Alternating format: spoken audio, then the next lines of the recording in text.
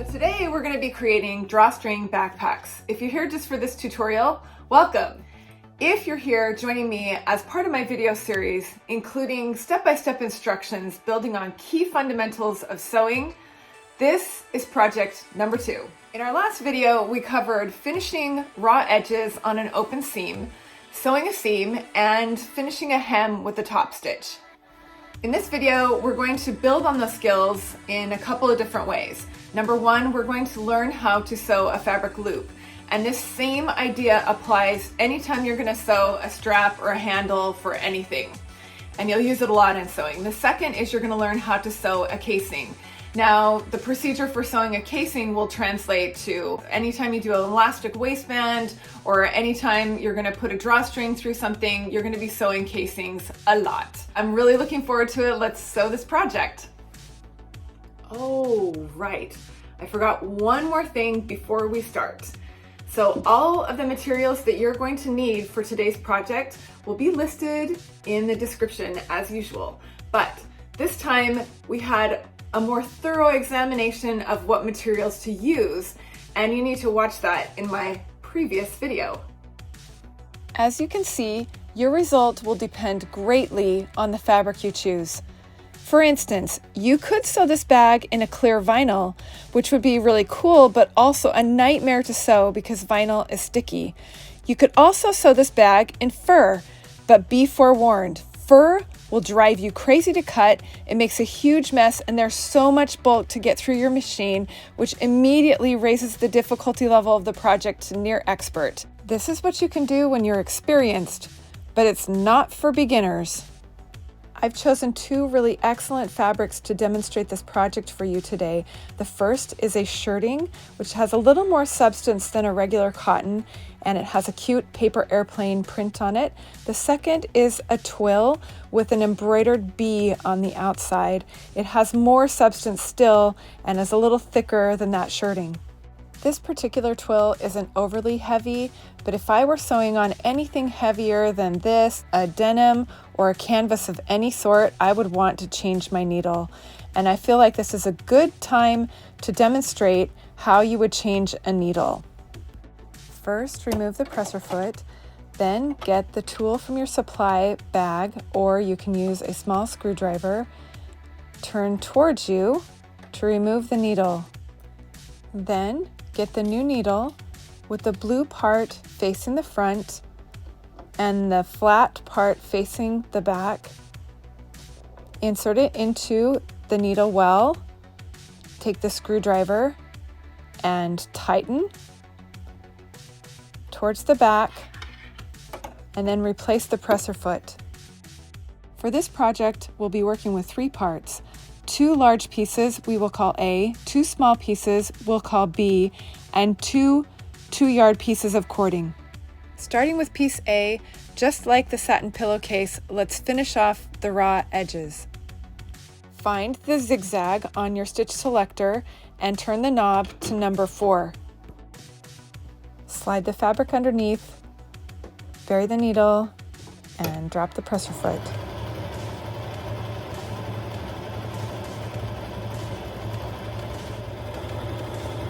Remember to keep your needle buried and lift the presser foot when you're going around a corner.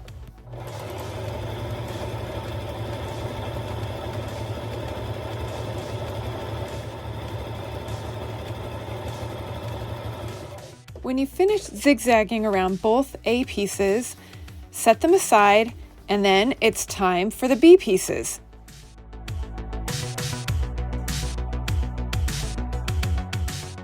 Turn your stitch selector knob back to 7 or 8. Fold piece B in half lengthwise, right sides together. See there at the top where the print is on the inside? Now sew a 1/4 inch down the raw edge side of that folded piece. That's not the folded side, but the raw edge side. And do that on both pieces. Now you want to turn those pieces right side out. There's actually a couple of ways of doing that, and since these are very short, I will suggest using a safety pin. Pin it to the inside edge, and then you'll push it down into the inside of the piece, push it all the way out, and then grab that end and pull it all the way through.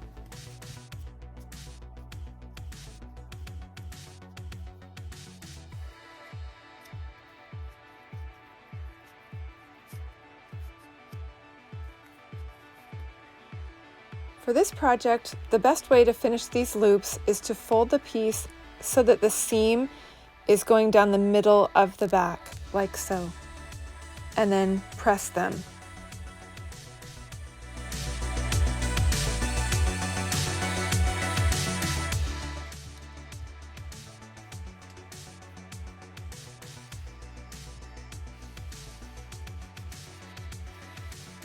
You should have 2 loop pieces with the seam going down the back. Take one of your A pieces, right side facing forward. Make sure it's lengthwise, so the loops are going to go at the bottom of the long side. And place it right side facing up on a table or flat surface. Find your pressed loop pieces and fold them in half. With your loop piece folded in half, get your sewing gauge and measure 1/2 inch to 3/4 inch from the bottom of piece A. In this example, I measured about 1/2 inch from the bottom of piece A, but I actually think 3/4 inch is a much better measurement. Pin the loops to piece A with the folded section facing the inside of piece A and the raw edge of the loop matching the raw edge of piece A. And pin that in place.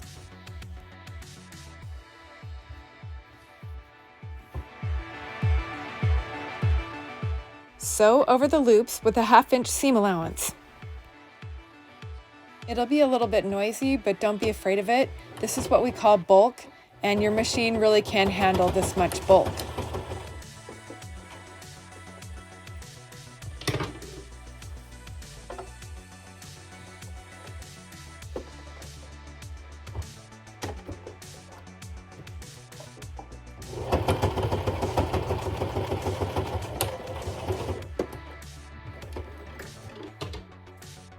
Put the piece you just sewed back on the table right side up and take the other piece A with the right side facing the right side of the other piece, so right sides together, and we're going to pin those 2 sections together.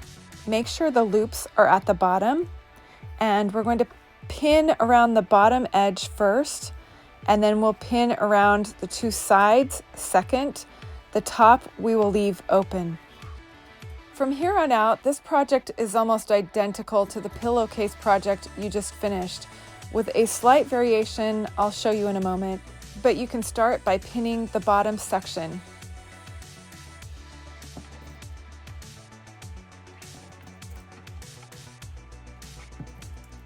Start pinning up the sides, but reserve one color of pin to help you know where to start and stop. I've chosen red, and I'll show you in just a moment where you're going to start and stop. Keep your sewing gauge close by. Measure down 1.5 inches from the top of piece A and place your first red pin. Change the gauge to 3/4 inch, then measure down 3/4 inch and put your second red pin 3/4 inches away from the first pin.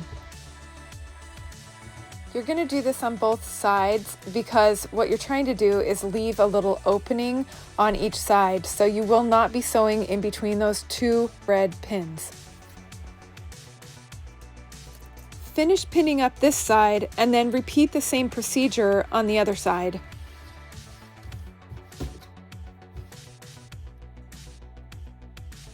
In this example, I only measured down 1.25 inches, but I would actually say 1.5 inches is much better. So measure down 1.5 inches and put your first red pin, and then measure down 3/4 inch to put your second pin.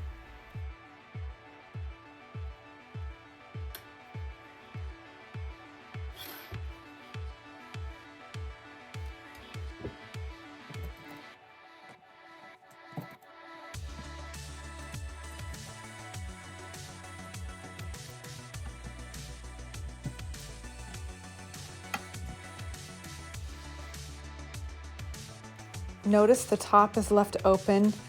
We're not sewing the top edge.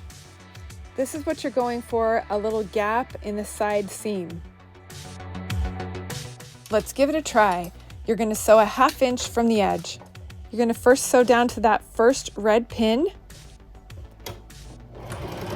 Make sure to do a reverse stitch when you get to the red pin. And then release the fabric and clip your ends. Then start again at the second red pin. Make sure to reverse stitch. And then continue to sew all the way around until you get to the other red pin on the other side. Keep in mind this is a 1/2 inch seam allowance all the way around. In just a minute, you're going to hear when I sew over the loop. It's kind of loud. That's because there's a lot of bulk there. You'll definitely feel that. When you turn the corner, be very careful when your needle is buried that it's not still buried in the loop.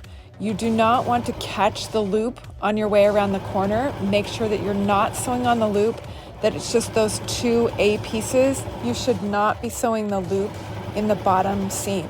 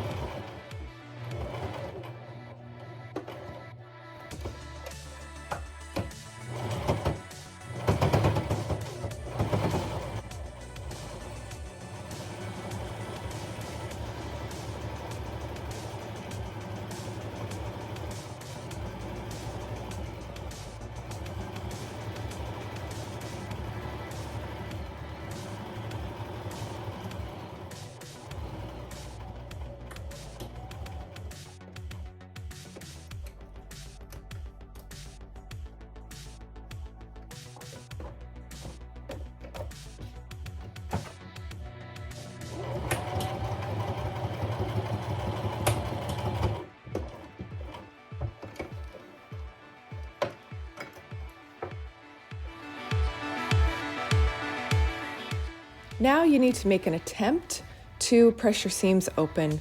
This part can be a little bit challenging, especially since there's already a bottom seam, but if you have a small ironing board, it should make it a lot easier. This is how I'm kind of trying to press those seams open. I should probably invest in a small ironing board. It would make it a whole lot easier.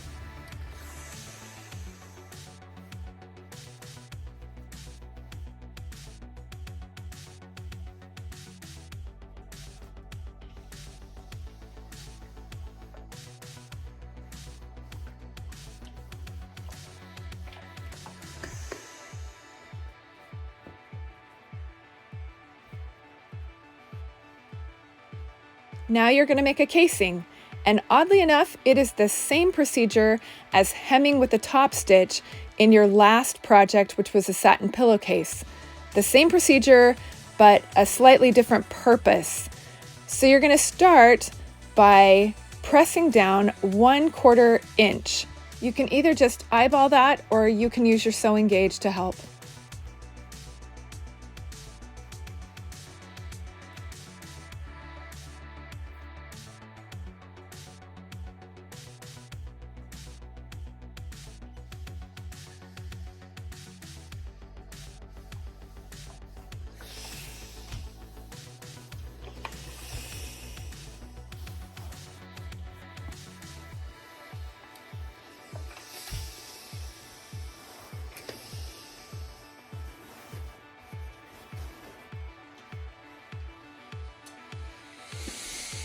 When you're finished, adjust the gauge to 1¼ inch and then press down again all the way around 1¼ inch.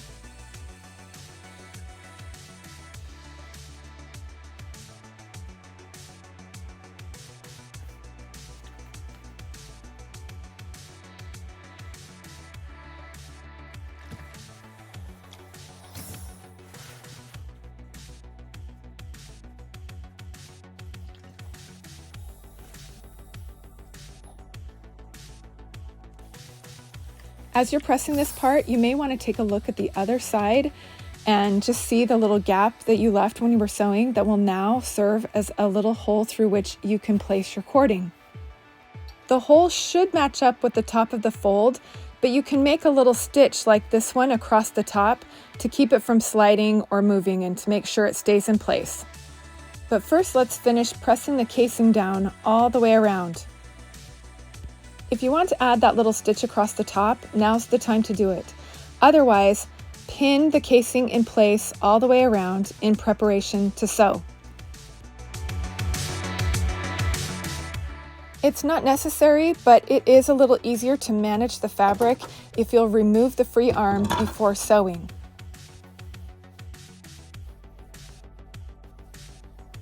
Just like the top stitch hem in the satin pillowcase project, you're going to be sewing right along the edge of the fold. I like to use the inside of my presser foot as a guide for sewing straight.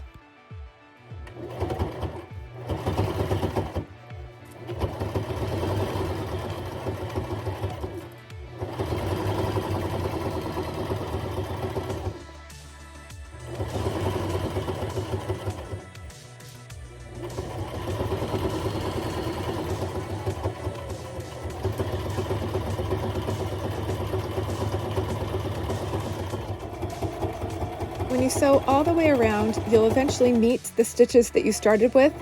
I will often sew a couple stitches over those stitches just to make the seam more stable. If you haven't yet cut your 4-yard length of cording into 2 lengths of 2 yards, it's time to do that now. I just fold the 4-yard length in half, and then I grab a piece of tape, and then you secure the cording with tape before you cut it.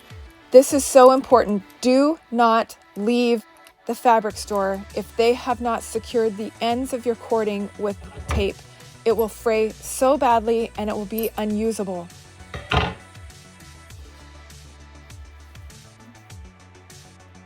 Once you have your 2 2-yard lengths of cording that are secured on the ends, it's time to thread your casing.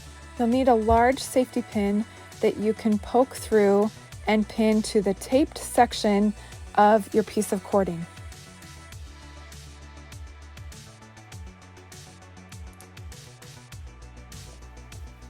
Turn your bag right side out. Then choose one side, one hole to start with, and we're going to thread the casing through that hole. Push the safety pin into the hole and then slide it along little by little as you move the safety pin and the cording all the way around the bag.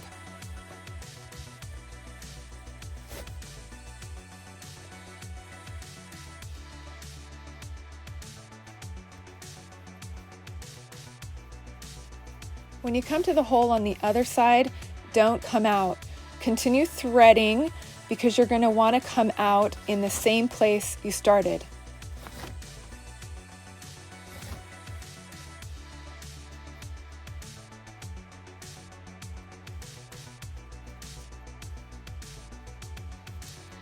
Both ends of the cording should be coming out on the same side.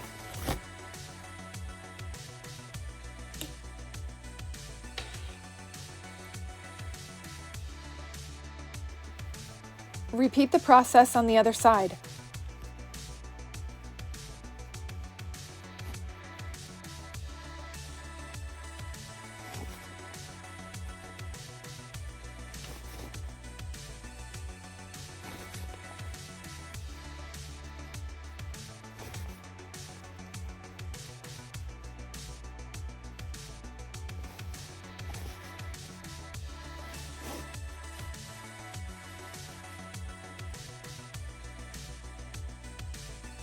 There's 2 ways to finish the straps. Put one end of the cording through the loop and tie the other end in a square knot to create a strap.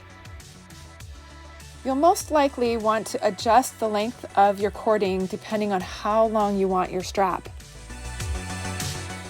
The other way to finish your strap ends would be to thread both of them through the loop and knot them at the bottom.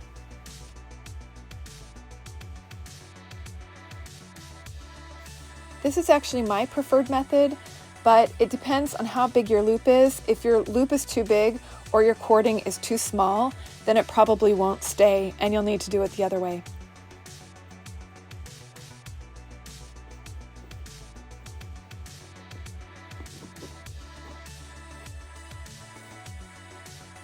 Tape around the bottom of the cording makes an otherwise really beautiful project look unfinished and unprofessional.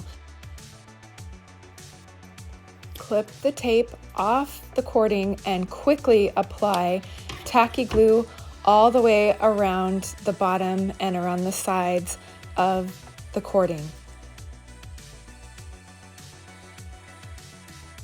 Let it dry overnight, and this will secure your cording and keep it from fraying. It doesn't really matter how long you leave the ends, just make sure that you secure them with glue.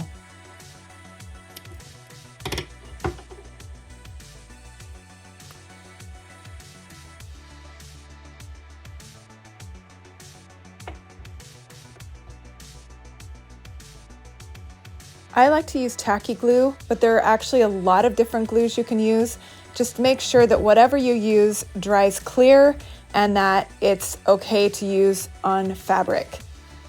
Now you have a drawstring backpack that you made yourself. Aren't you so glad you sewed? This is so cute. I actually think it would be really fun to use these instead of those cellophane bags for treat bags at parties, or if you were having a slumber party, you could put some slippers and a little robe or something really cool in here. This is actually a really great project because it leads to a lot of other things that you can make using these same principles, and I can't wait to show you some of the variations next video.